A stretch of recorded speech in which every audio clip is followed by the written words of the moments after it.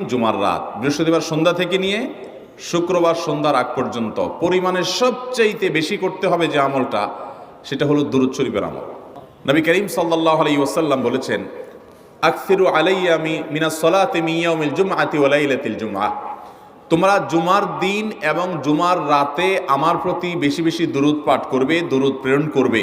ফা ইন্না সালাতাকুম মা'রুদাতুন আলাই, কারণ তোমরা যে দুরূদ পাঠ করো এটা আমার কাছে পেশ করেন আল্লাহর ফেরেশতারা, এবং রীতিমতো নামধাম সহকারে আল্লাহর একদল ফেরেশতা নিয়োজিত আছে। তারা বলেন, আল্লাহ, হে আল্লাহ রসুল, আপনার অমুক উম্মত, অমুক অনুসারী, আল্লাহর অমুক বান্দা পৃথিবীর অমুক প্রান্ত থেকে, অমুক দেশ থেকে, অমুকের সন্তান, সে আপনার প্রতি দুরূদ পেশ করেছে জুমার দিনে, জুমার রাতে বা অন্য সময়ে। এটা নবী করিম সাল্লাল্লাহু আলাইহি ওয়াসাল্লামের কাছে রিপোর্ট দেওয়া হয় আল্লাহর নিযুক্ত ফেরেশতাদের মাধ্যমে। এই জন্য শুক্রবার দিন এবং রাত, অর্থাৎ বৃহস্পতিবার সন্ধ্যা থেকে নিয়ে শুক্রবার